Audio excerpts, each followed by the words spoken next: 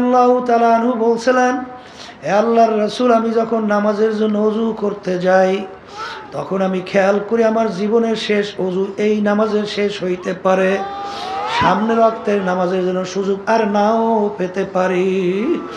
আল্লাহ রাসূল সাল্লাল্লাহু আলাইহি ওয়াসাল্লাম বলেন, আলী তুমি তো ভুল করছো এক নামাজ থেকে অন্য নামাজ আসতে, মাঝখানে অনেক সময়ের ব্যবধান।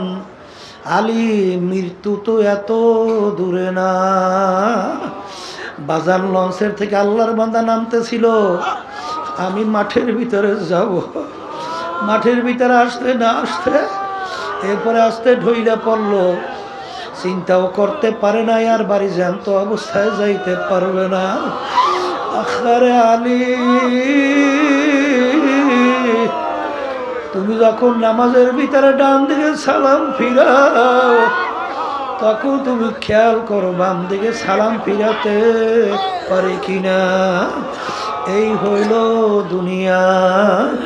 আর আখিরাতের জিন্দেগি সম্পর্কে আল্লাহ রাসূল সাল্লাল্লাহু আলাইহি ওয়াসাল্লাম বলেন, তামাম দুনিয়া যদি একটা গোডাউন বানাও, জমিন থেকে আসমান, পশ্চিম থেকে পূর্ব, উত্তর থেকে দক্ষিণ, এই পুরা জমি এই গোডাউন যদি সরিষা দিয়ে ভইরা দাও, একটা পাখিকে যদি বলা হয় কবুতর পাখি, একটা সরিষার দানা খাবা আবার 500 বছর পরে আর একটা সরিষার দানা খাবা, এরকম 500 বছর পর পর একটা সরিষার দানা খাইতে খাইতে তামাম দুনিয়াময় সরিষা একদিন না একদিন শেষ হবেই হবে।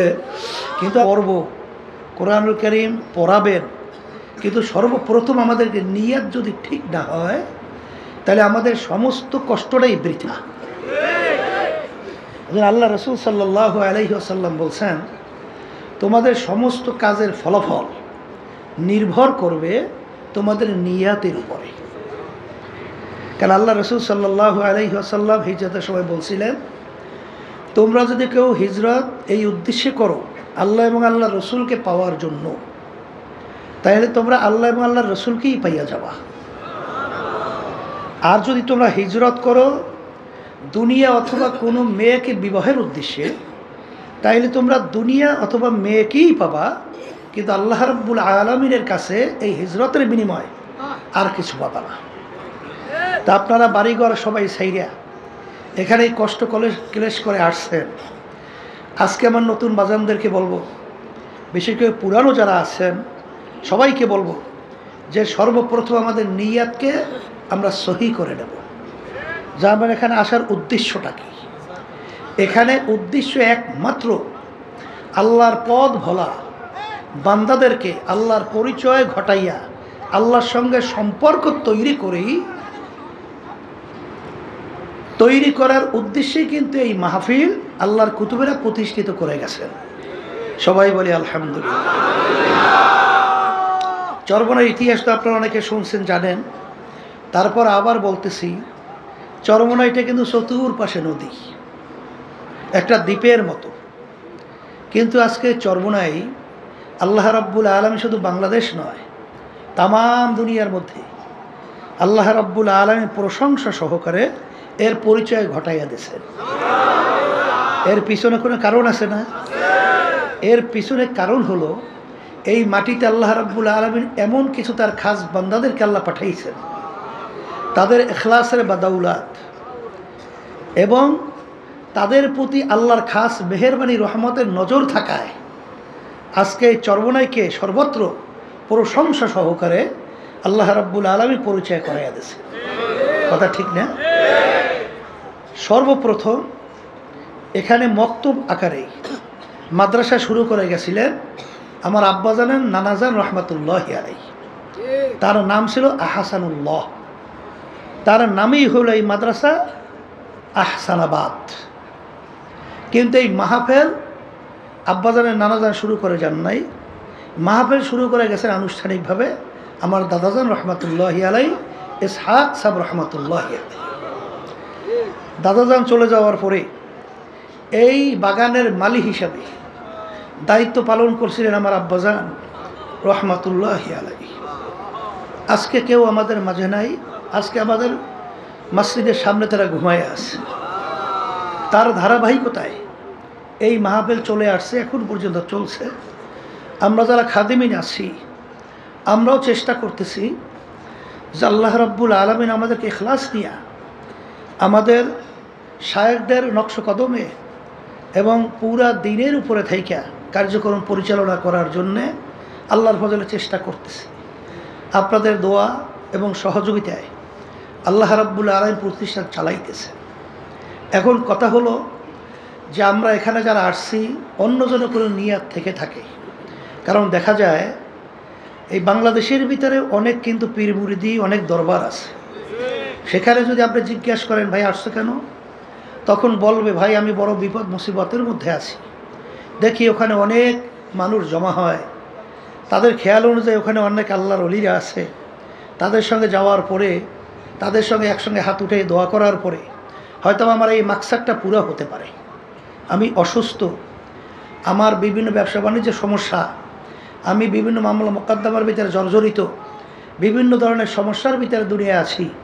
যে ওখানে যাওয়ার পরে দেখি আমার এগুলো ভালো হয় কিনা।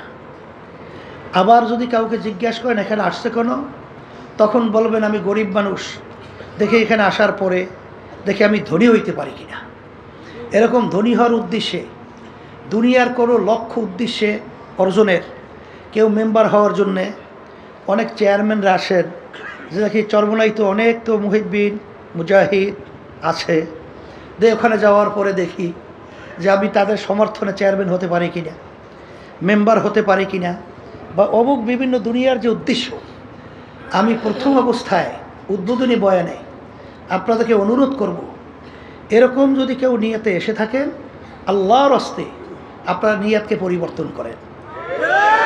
এখানে আমরা আসার মূল একমাত্র উদ্দেশ্য হলো আল্লাহ রাব্বুল আলামিনের সঙ্গে সম্পর্ক তৈরি করা, আল্লাহর খাস বন্ধ হওয়া, আল্লাহর খাস অলি হইয়া এখান থেকে যেন আমরা বিদায় হতে পারি। এই নিয়তে যদি আল্লাহর ফজলে আমরা বসতে পারি, নিয়ত অনুযায়ী আল্লাহ রাব্বুল আলামিন বরকত দান করবে। কথা ঠিক না?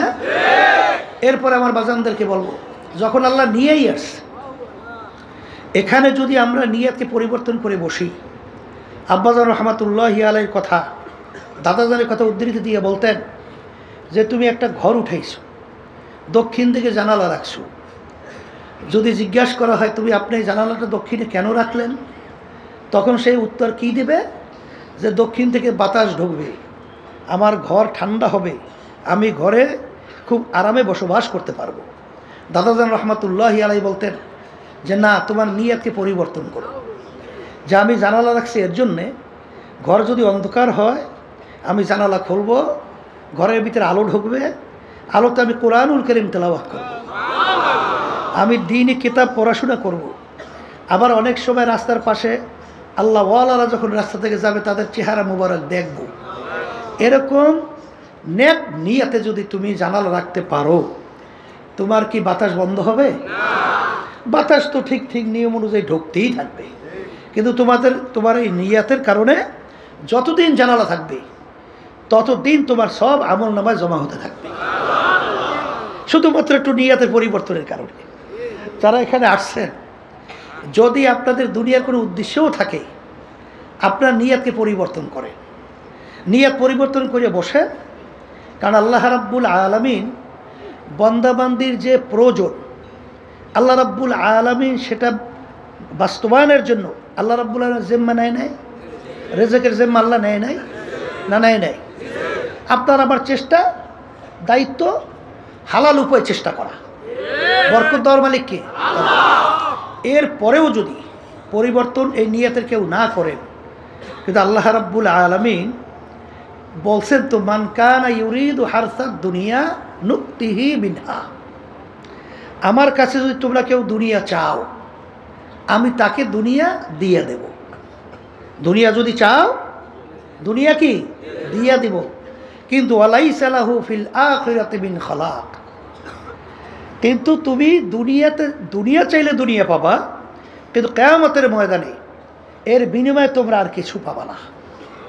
এই জন্য প্রথম যে আয়াত শরীফ তেলাওয়াত করেছি, আয়াতের ভিতরে আল্লাহ রাব্বুল আলামিন বলেন, হে নবী আপনি বলে দেন আমার বান্দা বান্দীদেরকে, আপনার উম্মতদেরকে, যে তাদের নামাজ, তাদের রোজা, তাদের হজ, এক কথায় তাদের বাইচে থাকা, তাদের মইরে যাওয়া, তাদের যত কাজকর্ম সব কিছু হবে একমাত্র আমাকে রাজি খুশির উদ্দেশ্যেই। কার রাজি খুশির উদ্দেশ্যে? আল্লাহ রাব্বুল আলামিনের রাজি খুশির উদ্দেশ্যে যদি আমাদের নামাজ রোজা সহ সমস্ত কার্যক্রম হয়, তাইলে সেখানে দেখবেন যে আপনার প্রতিটা পদক্ষেপ, প্রতিটা কথা, প্রতিটা হারাকা সাকানাতের মধ্যে আল্লাহ রাব্বুল আলামিন অন্তরের ভিতরে একটা প্রশান্তি দান করবে। আর দুনিয়ার যত মুআমালাত এবং যাহা কিছু প্রয়োজন আল্লাহ রাব্বুল আলামিন তার জিম্মায় আমাদের জন্য ব্যবস্থা করবেন। কারণ মাল্লাহুল মাওলা আলাহুল, যেই বন্দাবান্দি আল্লাহর উপর সফর্দ করে চলতে থাকে, সেই বন্দাবান্দির বস ভালো করে বস, সেই বন্দাবান্দির জন্য আল্লাহ রাব্বুল আলামিন নিজে জিম্মাদার হয়। তা আল্লাহ যদি আপনার আমার জিম্মাদার হয়, তাহলে আপনার আমার এত চিন্তা কিসের? এই কথা ঠিক কিনা?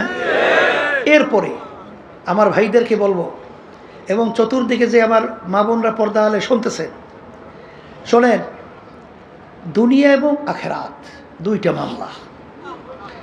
দুনিয়ার মামলায় যদি কেউ 5 বারও ঠকে, আবার কিন্তু চেষ্টা করলে জিতবার আশা করা যায়। কিন্তু আখেরাতের যে মামলা, এই মামলায় যদি খোদা না খাস্তে একবার কেউ ঠইয়া বসে, দ্বিতীয়বার আপিলের সুযোগ আছে? মুখ খুলে বলেন আছে? আজকে দুনিয়ার ভিতরে দেখবেন ম্যাজিস্ট্রেট কোর্টে যদি কেউ ঠকে, আবার জজ করে সুযোগ আছে না আপিলে? জজ করে ঠকলে হাইকোর্ট, সেখানে ঠকলে সুপ্রিম কোর্ট সিঙ্গেল বেঞ্চ, সেখানে ঠকলে সুপ্রিম কোর্ট ফুল বেঞ্চ, সেখানে ঠকলে প্রেসিডেন্ট কোর্ট, এরপরে আন্তর্জাতিক কোর্ট, অনেক ধাপ ভাই ধাপ, অনেক সুযোগ আপিলের দুনিয়াবি আছে না নাই? কিন্তু আপনার আমার সামনে যে আখেরাতের 5টা মামলা, মৌতের মামলা, কবরের মামলা, কিয়ামতের ময়দানের মামলা, মিজান পুলসিরাতের মামলা, এই মামলা যদি খোদা না খাস্তা একবার যদি কেউ ঠই গিয়ে বসে, আর দ্বিতীয়বার আপিলের সুযোগ আছে? আর আছে? এই জন্য আমার বাজানদেরকে বলবো, আমরা দুনিয়াতে আসছি কেন, আল্লাহ রাব্বুল আলামিন আমাদেরকে পাঠাইছেন কেন, এই ব্যাপারগুলো আমাদের জানতে হবে। আল্লাহ রাব্বুল আলামিন বলেন, ওয়ালাকাদ কাররামনা বানি আদম, যত মাখলুকাত আমি সৃষ্টি করেছি এর ভিতরে সর্বশ্রেষ্ঠ সম্মানিত করে আমি মানুষকে সৃষ্টি করেছি। সবাই বলি আলহামদুলিল্লাহ। কিন্তু আমরা মানুষ সৃষ্টির সেরা, কিন্তু আল্লাহ রাব্বুল আলামিন তো অন্য আয়াতে বলছেন, এক শ্রেণীর মানুষ, তাদেরকে আমি চক্ষু দান করছিলাম, আমার কুদরত দেখা আমার উপরে ঈমান আনবে, আমার হুকুম অনুযায়ী চলবে, কিন্তু ওদের এই কুদরতে আমার চক্ষু থাকা সত্ত্বেও ওরা দেখাও আমার কুদরত দেখে না।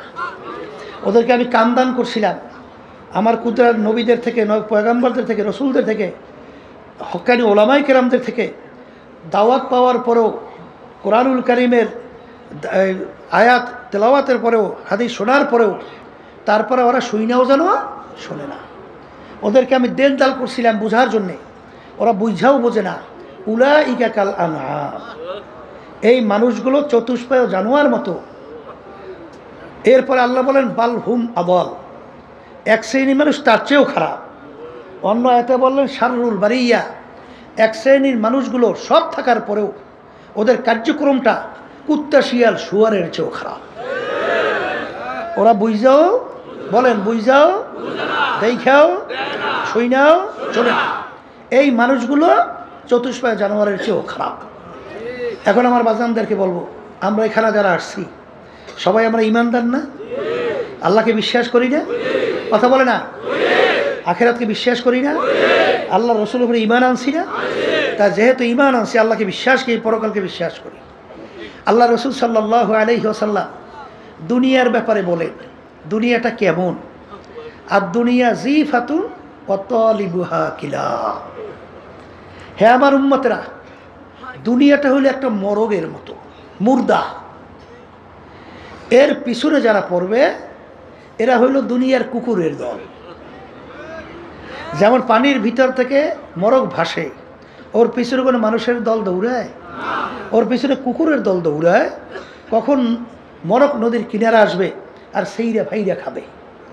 ঠিক দুনিয়াটা হলো একটা মরগের মতো, এর পিছনে যারা পড়বে আখেরাতের স্থায়ী জিন্দেগি যারা ধ্বংস করবে, তারা হলো দুনিয়ার কুকুরের দলের মতো। এইটা হলো আল্লাহ রসুলের কথা। তাহলে ইমানদার দুনিয়া সম্পর্কে আমাদের এই আস্থা বিশ্বাস এইভাবে জন্মাতে হবে।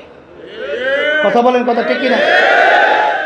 অন্য রায়াতের ভিতরে আসছে আল্লাহ রসুল সাল্লাল্লাহু আলাইহি ওয়াসাল্লাম বলেন, দুনিয়া এবং দুনিয়ার ভিতরে যত সম্পদ, হ্যাঁ, মাসালু বাউদাতে, যে একটা মাছি বা মশার পাখনার মতো যদি হইতো, একটা মাছি বা মশার পাখনা এর মতো যদি হইতো, দুনিয়া এবং দুনিয়ার ভিতরে যত সম্পদ, আল্লাহ রাব্বুল আলামিন কোনো ফাসিক, কোনো নাফরমান, কোনো নাস্তিক, কোনো কাফেরদেরকে আল্লাহর নেয়ামত এক ঢোক পানিও আল্লাহ পান করতে দিতেন না। কারণ মশা মাছি হাজার হাজার লক্ষ লক্ষ পাখনা আপনি একত্রিত করিয়া যদি আপনি বাজারে বিক্রিতে নেন, কয় টাকায় বিক্রি হয়? কোনো মূল্য আছে? এর কোনো মূল্য নাই। ঠিক আল্লাহ রসুল সাল্লাল্লাহু আলাইহি ওয়াসাল্লাম উদাহরণ দিয়ে বলেন যে মাছি মশার পাখনার মতো যদি হইত এই দুনিয়া এবং দুনিয়ার যত সম্পদ, চেয়ারম্যানে বলেন, মেম্বারি বলেন, এমপিগিরি বলেন, পীরগিরি বলেন, তারপর মুহাদ্দিসগিরি বলেন, শাইখুল হাদিসগিরি বলেন, ইমামগিরি বলেন, অমুক টমুক চেয়ারম্যান এবং বড় ধনী কথা বলেন, 10 তলা 20 তলা এরকম বাড়ির কোনো অভাব নাই, এরকম বহুত কিছু ডিসিগিরি, এমপিগিরি, ওই এসপিগিরি যাই বলেন, এর যত কিছু বলেন, আল্লাহ এবং আল্লাহ রসুলের কাছে একটা মাছির পাখনা পরিমাণও কোনো মূল্য নাই। এই ঈমান আনতে হবে না? এই কথাটা কি আমি বলছি না আল্লাহ রসুল সাল্লাল্লাহু আলাইহি ওয়াসাল্লাম বলছেন? এটা তো ঈমানদারদের সেইভাবে গুরুত্ব দিতে হবে। এই জন্য আপনারা দেখছেন যে সাহাবায়ে কেরামদের ইতিহাস পড়লে দেখবেন, আর আল্লাহ রাব্বুল আলামিন বলছেন আমিনু কামা আমানান নাস, তোমাদের ঈমানের ধরনটা কেমন হবে? সাহাবায়ে কেরামরা যেভাবে ঈমান আনছিল, সাহাবায়ে কেরামদের ঈমানের ধরন কেমন ছিল? দুনিয়ার ব্যাপারে ইতিহাস পড়লে দেখবেন আল্লাহ রসুল সাল্লাল্লাহু আলাইহি ওয়াসাল্লাম কেমনভাবে দেখা গেছেন যে কাফেররা একত্রিত হইয়া 3টে প্রস্তাব নিয়ে গেছিল না, আরবের সবচেয়ে বড় ধনী বানাইয়া দেবে, সবচেয়ে আরবের বড় নেতা বানাইয়া দেবে, এরপর সুন্দরী সুন্দরী সবচেয়ে আরবের ভিতরে মেয়েটাকে তার জন্য বিবাহের ব্যবস্থা করবে। শুধুমাত্র শর্ত কী ছিল? যে এক আল্লাহর পরে ঈমান আনার দাওয়াত দাও, কিন্তু আমাদের কার্যক্রমের বিরুদ্ধে কিছু বলবা না। এতটুকু যদি মানতে পারো তাহলে মুহাম্মদ সাল্লাল্লাহু আলাইহি ওয়াসাল্লাম তোমার জন্য আমরা এই প্রস্তাব নিয়ে আসছি, নেতা হতে মন চায় নেতা বানাইয়া দেব, ধনী হইতে মন চায় সবচেয়ে বড় ধনী বানাইয়া দেব, সুন্দরী মেয়ে বিবাহ করতে মন চায় ব্যবস্থা করব, কিন্তু শর্ত হলো এক আল্লাহর উপরে ঈমান আনার দাওয়াত দাও। এজন্য আমাদের সমস্যা নাই, কিন্তু আমাদের কার্যক্রমের বিরুদ্ধে কিছু বলবা না। আল্লাহ রাসূল সাল্লাল্লাহু আলাইহি ওয়াসাল্লাম তাদের প্রস্তাব মানছে? মানছে? বরঞ্চ কি বলছিল? এটা তো একটা স্বাভাবিক, যদি অসম্ভব জিনিস সম্ভব করে দেখাও, আকাশের সূর্য এক হাতে, আকাশের চন্দ্র আর এক হাতে, তারপর আমি এক আল্লাহর উপর ঈমান আনার দাওয়াত এবং তোদের মূর্তি পূজা সহ তোদের অন্যায়ের বিরুদ্ধে আমি বলতেই থাকবো। এক পর্যায়ে আল্লাহ রসুল সাল্লাল্লাহু আলাইহি ওয়াসাল্লাম তার জন্মভূমি মক্কা শরীফ থাকতে পারছে? হ্যাঁ, হিজরত করে কোথায় যায়? মদিনা শরীফ যায়। আর জন্মভূমির মায়ায় নবী ফিরা ফিরা যায়। এই তো আমাদের শিক্ষা, এইটাই তো আমাদের শিক্ষা। সাহাবায়ে কেরামদের কি অবস্থান ছিল? দুনিয়ার কোনো মোহ তাদেরকে গ্রাস করতে পারছিল? আমিনু কামা আমানান নাস। এই জন্য কিতাবের ভিতরে আসছে সাহাবায়ে কেরামদেরকে যদি আমরা দেখতাম তাহলে আমরা মন্তব্য করতাম সব পাগলের দল, আর তারা যদি আমাদেরকে দেখতো মনে হয় যেন বলতে সব কাফেরের দল হয়ে গেছে। কারণ আমাদের চিন্তা চেতনা ধারণা ধ্যান অনেকাংশেই দেখা যায় শুধু দুনিয়া দুনিয়া দুনিয়া দুনিয়া, অনেকাংশে আখেরাতের গুরুত্ব দেখাই যায় না। এর জন্য চরমনাই মাহফিল একমাত্র প্রতিষ্ঠার উদ্দেশ্য হলো এখানে আল্লাহ রাব্বুল আলামিনের সঙ্গে সম্পর্ক তৈরি করা এবং দুনিয়া এবং আখেরাতের অবস্থানটা বোঝা এবং সেই অনুযায়ী জীবনকে পরিচালনা করিয়া আল্লাহর খাস বান্দা হইয়া, আল্লাহর খাস ওলি হইয়া এখান থেকে যেন আমরা যাইতে পারি, এই তৌফিক যেন আল্লাহ আমাদেরকে দান করে। এখন আমার ভাইদেরকে বলবো, যারা শুনতেছেন, যারা নাকি দুনিয়ার পাগল হইছেন, যারা দুনিয়ার পাগল হইছেন, মাঝে মধ্যে একটু মোরাকাবা করা লাগে না? একটু চিন্তা করা লাগে না? আসতে কয় কি চিন্তা করা লাগে না লাগে না? যেই দুনিয়ার পাগল হয়েছে, এই দুনিয়া সম্পর্কে মাঝে মাঝে একটু নিরিবিলি, একটু চক্ষু বন্ধ করিয়া একটু চিন্তা করে দুনিয়াটা কি। হ্যাঁ, এই জন্য কোন এক আল্লাহ ওলি বলছিলেন, মস্তে আশেক মস্তে মাসুক বাদশাহ মালে মাস্ত পীরে মস্তে জিরে মস্তে শায়েখে দর আসরারে মাস্ত। দুনিয়ার ভিতরে যত মানুষ বিচারণ করে সবই তো পাগলের দল। কেউ বা টাকা পয়সা বেশি কামাইয়ের জন্য পাগল, কেউ বা পীর হওয়ার জন্য পাগল, কেউ বা মুফতি হওয়ার জন্য পাগল, কেউ বা মুহাদ্দিস হওয়ার জন্য পাগল, কেউ বা শাইখুল হাদিস হওয়ার জন্য পাগল, কেউ বা খতিব হওয়ার জন্য পাগল, কেউ বা মেম্বার হওয়ার জন্য পাগল, কেউ বা চেয়ারম্যান এমপি মিনিস্টার হওয়ার জন্য পাগল, কেউ বা জমিদার অমুক টমুক সমুক সভাপতি সেক্রেটারি হওয়ার জন্য পাগল। এখন এই সর্বনের অনেক মুজাহিদ দেখা যায় যখন কমিটি গঠন সর্বনাশ, এমন অস্থির হয়ে যায় কেমনে সভাপতি হইবে। এই সর্বনায় আসার পরে এইটা শিখলেন, এইটা শিখলেন, এইটাই শিখলেন, আর কিছু শিখলেন না। কেমনে সভাপতি হইবেন, সেক্রেটারি হইবেন, এই জন্য পাগল হয়েছে। হাদিসের মধ্যে আসছে আল্লাহ রাব্বুল আলামিন কিয়ামতের ময়দানে দায়িত্ব অনুযায়ী প্রশ্ন করবে। কি অনুযায়ী? এই জন্য আল্লাহ নবীর ইতিহাস বলে দেখবেন দায়িত্ব দিলেও তারা নিতে চাইতো না, কারণ আমার দায়িত্ব আমি ঠিক মতো পালন করতে পারছি কিনা। কিয়ামতের ময়দানে মালিক যদি ধরিয়ে বসে তখন কি জবাব দেব? আল্লাহ রাসূল সাল্লাল্লাহু আলাইহি ওয়াসাল্লাম আপনারা জানেন যে বিদায়ের ভাষণে তিনি বলছিলেন, সাহাবারা তোমরা সাক্ষী থাকো, আমি আমার দায়িত্ব পালন করতে পারছি কিনা, তোমরা সাক্ষী থাকো। আল্লাহ রাসূল সাল্লাল্লাহু আলাইহি ওয়াসাল্লাম পারছেন, আপনার দায়িত্ব আপনি পালন করছেন, তোমরা সাক্ষী থাকো। আর অস্থির হয়ে গেছেন দায়িত্ব নেওয়ার জন্য। আল্লাহ যদি কবুল করে দায়িত্ব অটোমেটিক আসবে, আর সেখানে খাদিম হিসেবে চেষ্টা করবেন দায়িত্ব পালন করার জন্য। আর সেখানে পাগল হয়ে গেছেন, আমার সভাপতি বলবে, সেক্রেটারি বলবে, এটা নফস খুশি হইবে, শয়তান খুশি হয়। এর জন্য আমি আমার বাজানদেরকে বলবো, এই বিভিন্ন ঝামেলা সারা দেশের মধ্যে খালি সভাপতি সেক্রেটারি অমুক টমুক সবুক কেমন হইবে যেন পাগল হয়ে গেছে। এই চরমনে আসার পরে এইটা আল্লাহর কুতুবে শিখাইছে, আমরা এইটা শিখাই।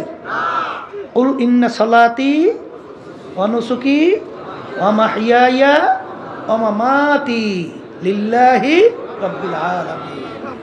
আমার নামাজ, আমার রোজা, আমার ইবাদত, আমার বাইসে থাকা মইরা যাওয়া, আমার চেয়ারম্যানগিরি করা, আমার মেম্বারগিরি, আমার পীরগিরি করা, আমার মুফতিগিরি, আমার মুহাদ্দিসগিরি, আমার সভাপতি সেক্রেটারি, সব কিছু কার রাজি খুশির জন্য?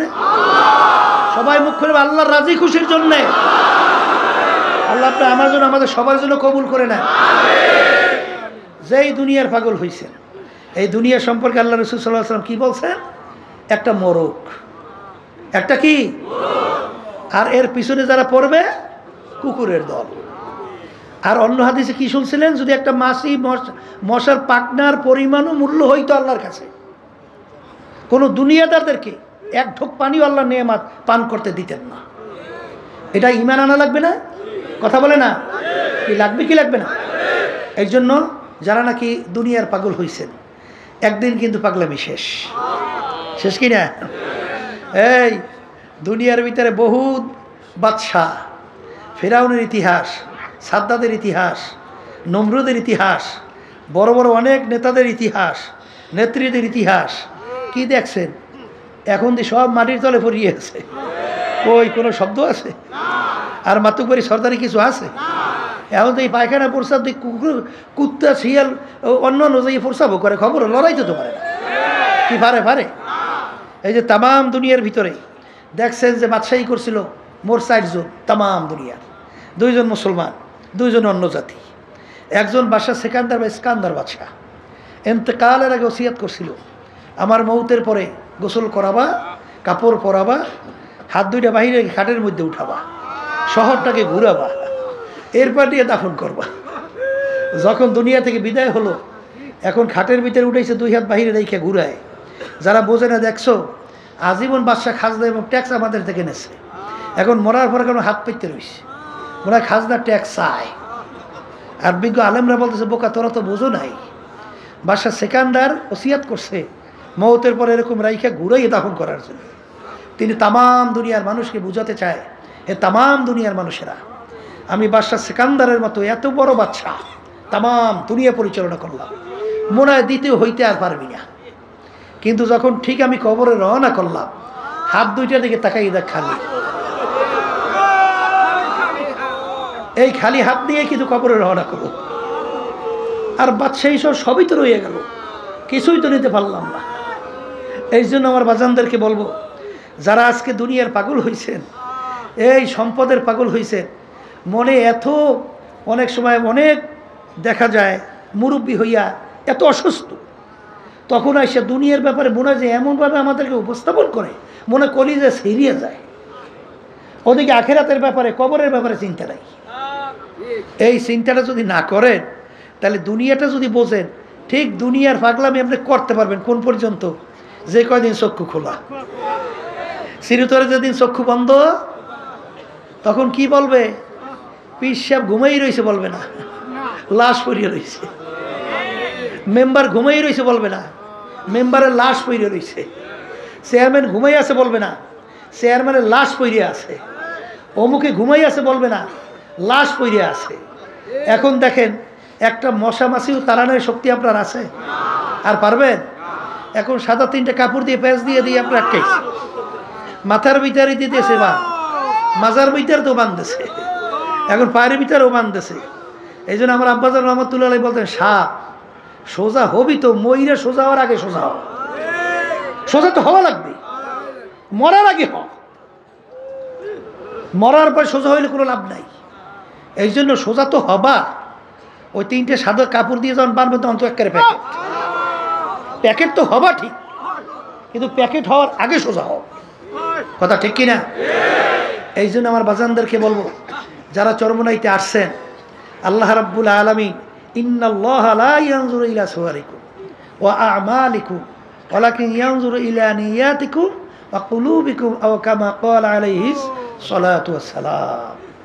আল্লাহ রাব্বুল আলামিন শুধুমাত্র আপনার বাহ্যিক আমলের দিকে তাকাই থাকে না, তোমরা আমার দিলের দিকে তাকাই থাকে। বন্দাবাদীর দিলের অবস্থানটাকে, নিয়ত তো দিলের মধ্যে। তা যারা আসছেন, যখন আল্লাহ নিয়েই আসছেন, কষ্ট যখন করবেনই, তখন নিয়তটা পরিবর্তন করা যায় না? আসতে কয় যায় না? এখানে কেন আসছি? একমাত্র আল্লাহ রাব্বুল আলামিন রাজি খুশির উদ্দেশ্যে। কথা ঠিক আছে? এরপরে দুনিয়ার জিম্মাদার আল্লাহর উপর ছাড়িয়ে দেন।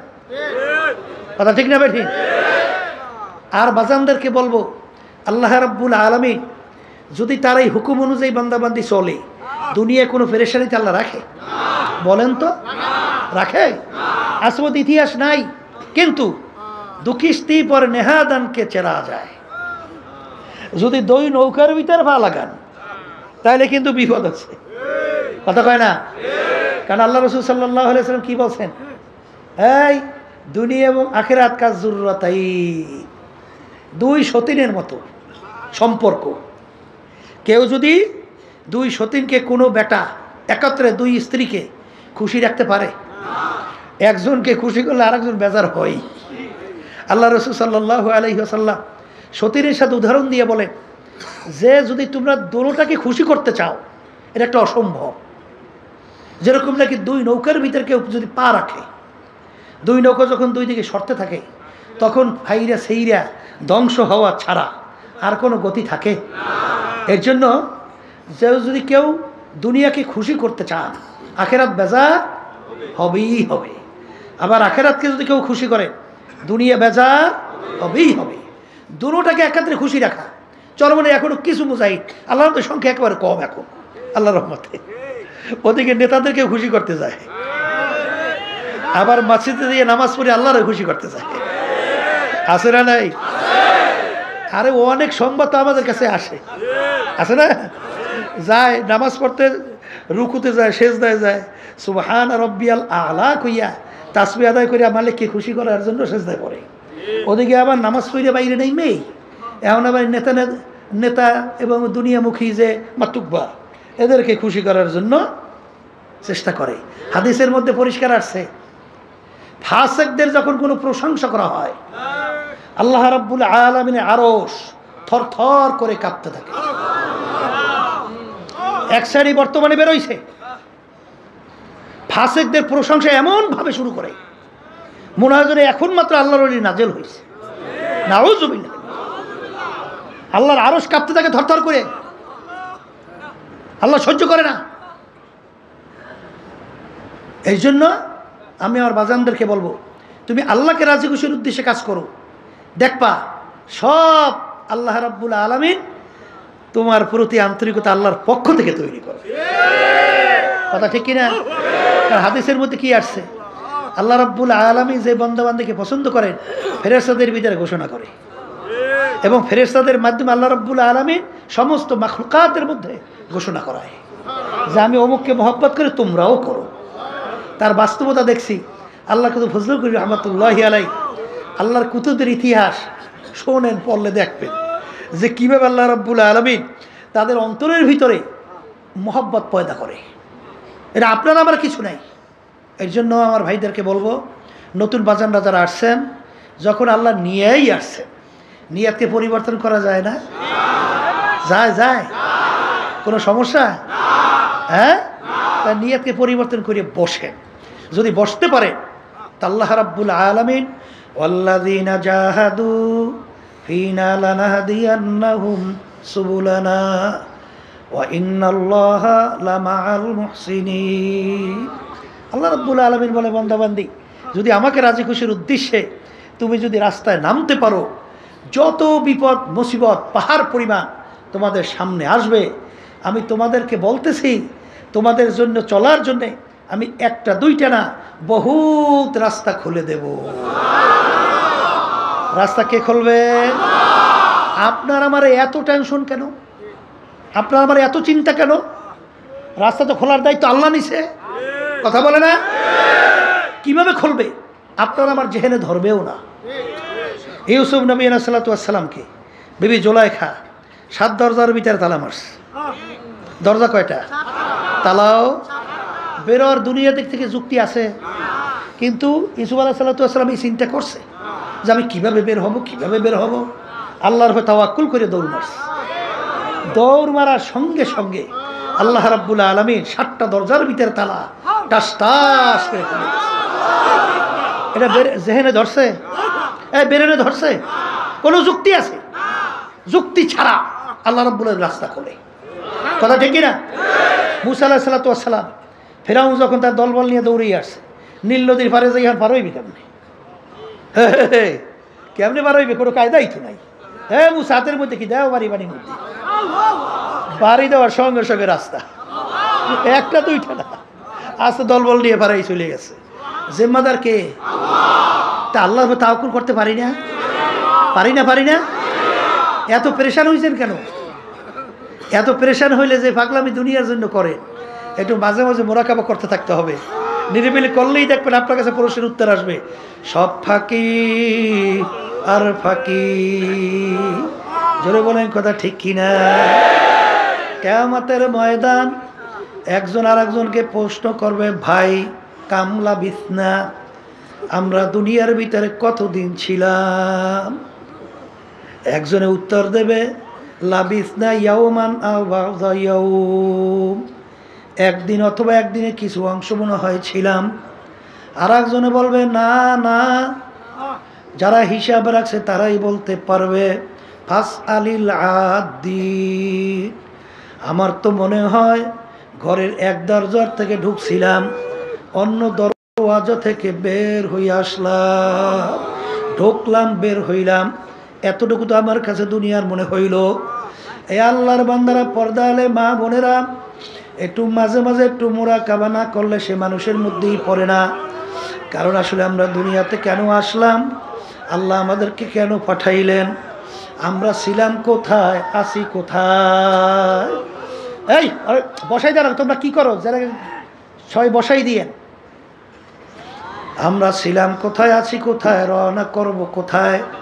দুনিয়া কিন্তু ক্ষণস্থায়ী, দুনিয়া দেখতে না দেখতে শেষ হয়ে যায়। আর আখিরাতের জিন্দেগি শুরু হবে,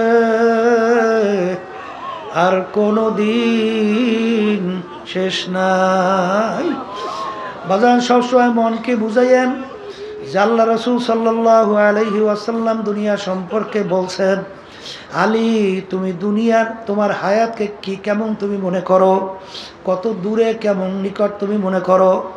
আলী রাদিয়াল্লাহু তাআলা আনহু বলছিলেন, হে আল্লাহর রাসূল, আমি যখন নামাজের জন্য ওযু করতে যাই তখন আমি খেয়াল করি আমার জীবনের শেষ ওযু এই নামাজের শেষ হইতে পারে, সামনের ওয়াক্তের নামাজের জন্য সুযোগ আর নাও পেতে পারি। আল্লাহ রাসূল সাল্লাল্লাহু আলাইহি ওয়াসাল্লাম বলেন, আলী তুমি তো ভুল করছো এক নামাজ থেকে অন্য নামাজ আসতে, মাঝখানে অনেক সময়ের ব্যবধান। আলী মৃত্যু তো এত দূরে না। বাজার লঞ্চের থেকে আল্লাহর বান্দা নামতেছিল, আমি মাঠের ভিতরে যাব, মাঠের ভিতরে আসতে না আসতে এরপরে আসতে ঢইলা পড়লো, চিন্তাও করতে পারে না আর বাড়ি জ্যান্ত অবস্থায় যাইতে পারবে না। আখারে আলী তুমি যখন নামাজের ভিতরে ডান দিকে সালাম ফিরাও তখন তুমি খেয়াল করো বাম দিকে সালাম ফিরাতে পারে কিনা। এই হইল দুনিয়া। আর আখিরাতের জিন্দেগি সম্পর্কে আল্লাহ রাসূল সাল্লাল্লাহু আলাইহি ওয়াসাল্লাম বলেন, তামাম দুনিয়া যদি একটা গোডাউন বানাও, জমিন থেকে আসমান, পশ্চিম থেকে পূর্ব, উত্তর থেকে দক্ষিণ, এই পুরা জমি এই গোডাউন যদি সরিষা দিয়ে ভইরা দাও, একটা পাখিকে যদি বলা হয় কবুতর পাখি, একটা সরিষার দানা খাবা, আবার 500 বছর পরে আর একটা সরিষার দানা খাবা, এরকম 500 বছর পর পর একটা সরিষার দানা খাইতে খাইতে তামাম দুনিয়াময় সরিষা একদিন না একদিন শেষ হবেই হবে। কিন্তু আল্লাহ রাসূল সাল্লাল্লাহু আলাইহি ওয়াসাল্লাম বলেন, আখিরাতের জিন্দেগি শুরু,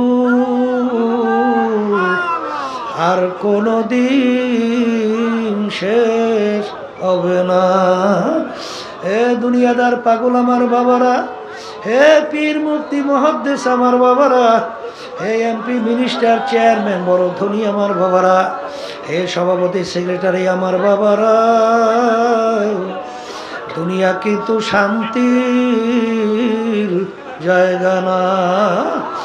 আর দুনিয়া দারুল মেহনে ওয়াল বালা, দুনিয়াটা হলো কষ্ট ক্লেশের জায়গা, বালা মুসিবতের জায়গা।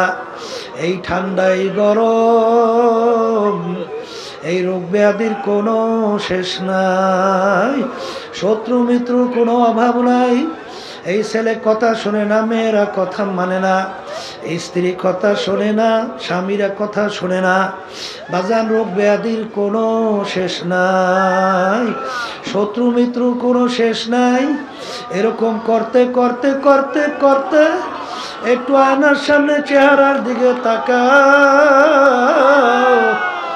দেখো কাঁচা দাড়িগুলা পাইকা সাদা হইয়া গেল, দাঁতগুলা পইরা গেল। আহারে আগে ল্যাংটা হইয়া দৌড়াদৌড়ি করলাম, এখন লোকজনে বলে বুড়া মেয়া। আহারে মুরব্বি আসছে। অনেক সময় নামাজের কাতারে পিছনে দাঁড় হইলে আপনি মুরব্বী মানুষ কেন পিছনে তার হয়েছেন, সামনে আসেন। বাজান টাইনা সামনে দিয়া দেয়।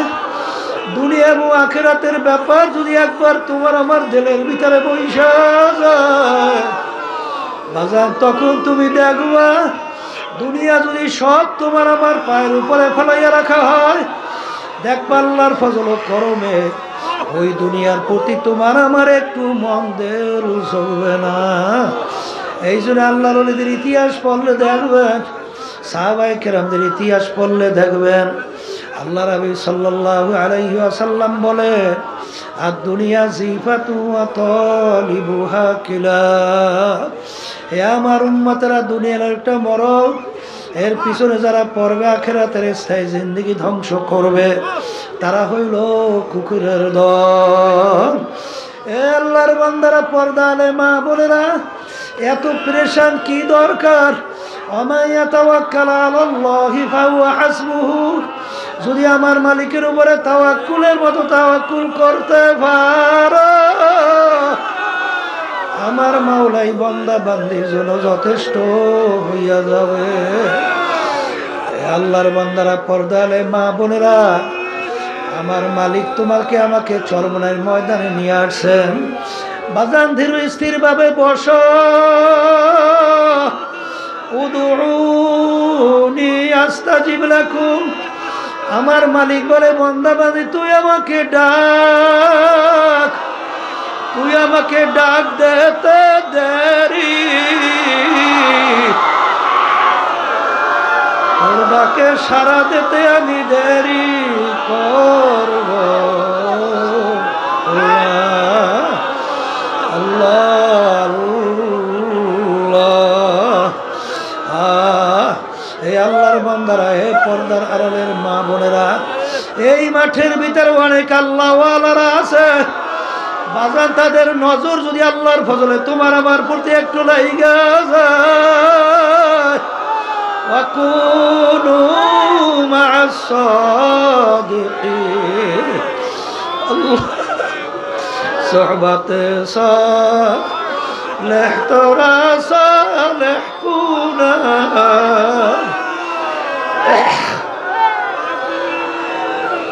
সোহবতে তালেহ তোরা তালেহ কুনা। এক জামানা সোহবতে বা আউলিয়া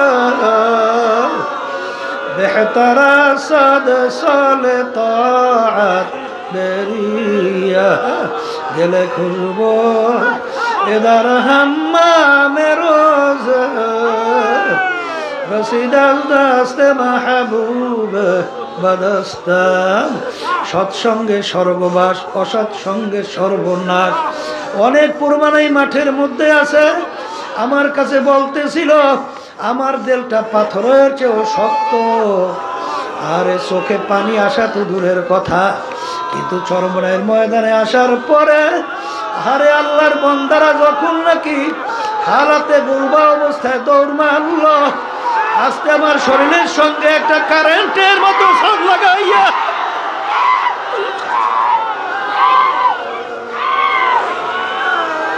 যখন সইরা গেল, এরপরেই দেখি আমার দিলটা মোমের মতো নরম হইয়া গেল। এরপরে দেখি এত চেষ্টা করি চোখে পানি থামানো যায় না। আখারে দিলের মধ্যে এমন একটা নরমিয়াত মালিক তৈরি কইরা দিল। আখারে এখন দেখি দিলটা ছিল 24 ঘন্টা দুনিয়ামুখী, এখন আল্লাহর ফজল ও করমে দিলটা হয়ে গেল আল্লাহ মুখী। আমার ভাইদেরকে বলবো তাড়াহুড়া কইরো না, পেরেশানি কইরো না। যখন আল্লাহ নিয়ে আসছে কষ্ট করে 3 দিন, সোয়া 3 দিন, 3.5 দিন পর্যন্ত থাকো বাজার, কষ্ট তো হবেই। কিন্তু হাদিসের ভিতরে আসছে যে ইবাদতের ভিতরে কষ্ট যত বেশি তার সওয়াবও তত বেশি। বাজার একটা কাটার গুতাও যদি মোমেন বান্দা বান্দির লাগে, এর মাধ্যমে বান্দাবান্দির গুনাহ মাফ হয়ে যায়। আর বাজারে একটা বিষয়, আরে মাঠে তো জায়গা আল্লাহর বান্দারা অনেকেই পায় নাই। আল্লাহ রাব্বুল আলামিন মুসলমানদের চরিত্র বলছেন, ওয়ায়ুসিরুনা আলা আনফুসিহিম ওয়ালাউ কানা বিহিম খাসাসা। মুসলমানদের চরিত্র হবে নিজের স্বার্থের চেয়ে আমার অন্য ভাইয়ের স্বার্থের অগ্রাধিকার দেওয়া। বাজান এই ঘটনার বাজান সারে নজরুল জানবেন। ইয়ারমুকের যুদ্ধের মধ্যে আবু জহম রাদিয়াল্লাহু তাআলা আনহু বলেন, আমার স্বাস্থ্য ভাই যুদ্ধের ময়দানে আহত অবস্থায় পড়ে আছে। আমি তার কাছে পানি পান করবে কাছে যখন নিয়ে গেলাম, যখন তিনি পানি পান করবে এমন সময় দূর থেকে আর এক আল্লাহর বান্দা আহত অবস্থায় পড়ে আছে, তিনি হঠাৎ ডাক দিয়ে উঠল পানি। তখন আমার স্বাস্থ্য ভাই পানি পান না কইরা তিনি বলতেছেন, আমার চেয়ে আমার ভাইয়ের পানির বেশি প্রয়োজন, তার কাছে নিয়ে যাব। তিনি আর পানি পান করেন নাই। যখন তার কাছে নিয়ে গেল, তিনি যখন পানি পান করবেন, দূর থেকে আর এক আল্লাহর বান্দা আহত অবস্থায় পড়ে আছে, তিনি বললে উঠলো পানি। তখন সে বলতেছে, আমার চেয়ে আমার ভাইয়ের পানির বেশি প্রয়োজন, তার কাছে নিয়ে যাও। যখন তৃতীয় আল্লাহর বান্দার কাছে গেল, যাইয়া দেখে আল্লাহর বান্দার দুনিয়াতে নাই। আল্লাহর বান্দা দুনিয়ার থেকে বিদায় হয়ে গেল, শাহাদত বরণ করছেন। দৌড়ে দ্বিতীয় আল্লাহর বান্দার কাছে আসলো, দেখে তিনিও দুনিয়ার মধ্যে নাই। দৌড়ে আসলো চাস্তো ভাইয়ের কাছে, আইসা দেখে তিনিও দুনিয়াতে নাই, তিনিও শাহাদত বরণ করছেন। এন্তেকালের আগে পানির কত প্রয়োজন, তারপরও নিজের চেয়ে তার ভাইয়ের স্বার্থের অগ্রাধিকার দেওয়া, এইটা হলো মুসলমানদের চরিত্র। বাজার এখানে তো আসছি, কতই বা কষ্ট হবে, আমার ভাইয়ের কষ্ট হয় কি না এটাও তো তোমার আমার চরিত্র নজরে রাখা লাগবে। বাজান পায়খানা প্রস্রাবে অজুতে রাস্তাঘাটে চলায়, খবরদার আমার ভাইয়ের যেন কোনো কষ্ট না হয়। আল্লাহর ফজলে চরমুনার মুজাহিদের মধ্যে আল্লাহ রাব্বুল আলামিন কিছুটা হইল এই গুণ আল্লাহ দান করছে। আমাদের কাছে অনেক সময় প্রশাসনের লোকরা বলে, হুজুর এত বড় মাহফিল কিভাবে কন্ট্রোল হয়, হুজুর আমাদের তো বুঝে আসে না। তখন বলেন আল্লাহর খাস মেহেরবানি, আল্লাহ রাব্বুল আলামিন কন্ট্রোল করেন। কারণ এখানে মুজাহিদ ভাইরা মনে করে আমার ভাইয়ের চেয়ে আমার ভাইয়ের অগ্রাধিকার বেশি স্বার্থের দেব, এই মন থাকার কারণেই প্রত্যেকে নিজে দায়িত্বশীল হয়ে যায়, তখন আর কোনো ঝামেলা তৈরি হয় না। বাজান দুনিয়া হুব্বু দুনিয়ার আসুকুল্লি খতিয়াতিন, সমস্ত গুনার মূলই হলো দুনিয়া, দুনিয়ার মোহ। যখন নাকি দুনিয়া তার কাছে বাজান একটা মরগের মতো মনে হবে, তখন কিন্তু বাজান তার কাছে এই ধরনের আচরণ আর প্রকাশ পাবে না। আসলে দুনিয়ার ভিতরে আমাদের আসার কারণ আখিরাতকে কামাই করার জন্যে। বাজান দুনিয়ার ভিতরে আল্লাহ রাসূল সাল্লাল্লাহু আলাইহি ওয়াসাল্লাম বলেন, তোমার জিন্দেগিটা কেমন থাকবে, যেরকম রাস্তার পথি মুসাফির রাস্তার ভিতরে চলে, দেখবেন সামানাদি মুসাফিরের হালাত কি থাকে, তার লক্ষ্য গন্তব্য অন্যটা। ঠিক আমরাও দুনিয়ার ভিতরে মুসাফিরের হালাতে চলতেছি, আমাদের গন্তব্য হলো বেহেশত। এই দুনিয়ার মুসাফির হালাতের মধ্যে যদি কেউ সব কিছু মনে কইরা দুনিয়াকে ওইভাবে গুরুত্ব দাও, বাজান তারা কিন্তু খসরাত দুনিয়া ওয়াল আখিরা, দুনিয়াতেও ক্ষতিগ্রস্ত হবা, আখিরাতেও ক্ষতিগ্রস্ত হবা। বাজান 3 দিন সোয়া 3 দিন পর্যন্ত এখানে অনেক হক্কানি উলামায়ে কেরাম তাদের পবিত্র জবান থেকে দিনের আলোচনা করতে থাকবে। খবরদার বেহুদা সময় নষ্ট করবেন না বাজান, সময় তো যাবি, সময় তো কারো জন্য থাকবে না। আবার 2-3 দিন পরে এই মাহফিলও থাকবে না। বাজান নেকের পাল্লা ভারী কর, গুনার পাল্লা হালকা কর, প্রতিটা মুহূর্তে জিকিরে ফিকিরে থাকো। রাস্তার ভিতরে চলো, জবানে মাওলার জিকির করতে থাকো, দিলের ভিতরে মাওলার খেয়াল পয়দা করো।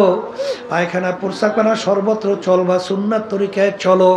কারণ বাজান মোমেন কখনো বোকা হইতে পারবে না, মোমেন এক গর্তের ভিতরে 2 বার পাছার খাবে না। কারণ কিতে আমাদের একবারে যখন মালিক নিয়ে আসছেন, ক্ষেত্র যখন পাইয়া গেছি, তাহলে নেকের পাল্লা কেন ভারী করবো না? সুযোগ তো আল্লাহ দিয়েই বসছে, মন চাইলে এখানে গুনাহ করার পরিবেশও নাই। যেহেতু আল্লাহ নিয়েই আসছেন 5 ওয়াক্ত, খবরদার এত বড় জামাত যেন না ছোটে, আগে থেকে আমরা প্রস্তুত হইয়া থাকবো। যদি আল্লাহর ফজল ও করমে তুমি আর আমি এই অবস্থায় চলতে পারি, তা আল্লাহ রাব্বুল আলামিন বলছেন, মাল্লাহুল মাওলা ফালাহুল কুল, বান্দা বান্দি যদি আমার উপর তাওয়াক্কুল মতো তাওয়াক্কুল করতে পারে, ওই বান্দা বান্দি যা প্রয়োজন আমি মাওলাই যথেষ্ট। এই জন্য আমার বাজানদেরকে বলবো, খবরদার নূতন যেই বাজানরা আসছেন, বাজান মন তো অনেক কিছু চায়, কিন্তু পীর মুরিদির মূল উদ্দেশ্য কোনটা? হিম্মত বলন্দ খুলুসিয়াত ভিতরে পয়দা, অমুকে পারে আমি কেন পারবো না? বাজান আরাম তো শরীরে চাবি, আরামও দেব, সবই ঠিক আছে, কিন্তু বাজান ইবাদতের ভিতরে আমার সময়টা একটু বেশি কাটানো লাগবে। এই নিয়তে যদি আমরা চলতে পারি, আল্লাহ রাব্বুল আলামিন আলামিন বরকত দান করবে। বাজান মাহফিল শুরু হলো, আমি আপনাদের জন্য দোয়া করি, দোয়া চাই আল্লাহ যেন আমাদেরকে তার খাঁটি ওলি না বানায়া আমাদের এখান থেকে কাউকে যেন মাহরুম ফেরত না দেয়। আর আমার মালিক তো তোমার আমার দিকে রহমতের নজরে তাকায়, তোমার আমার দিলের দিকে তাকায়। যদি করুণ দৃষ্টিতে করুণ সুরে এবং দিলটাকে ভাঙ্গা আনা ইন্দামু কাসরাতিল কুলুব, হাদিসে কুদসির ভিতরে আসছে বান্দা বান্দি আমি ভাঙ্গা দিলের কাছে থাকি। আরে গুনার কথা মনে করো, পিছনের অপরাধের কথা মনে করো, দিলটাকে ভাঙ্গা দাও, দুই চোখের পানি ছাইরা দাও। এইবার মালিকের দরবারে মাপ চাও। যদি মালিকের দরবারে মাপ চাওয়ার মতো চাইতে পারো, পাহাড় পরিমাণ গুনাহ আমার মালিক মুহূর্তের ভিতরে মাপ কইরা তোমার আমার গুনাহকে নেকের দ্বারা পরিবর্তন কইরা দিবে। এই খেয়ালে আমরা মাঠের ভিতরে থাকি। আল্লাহুম্মা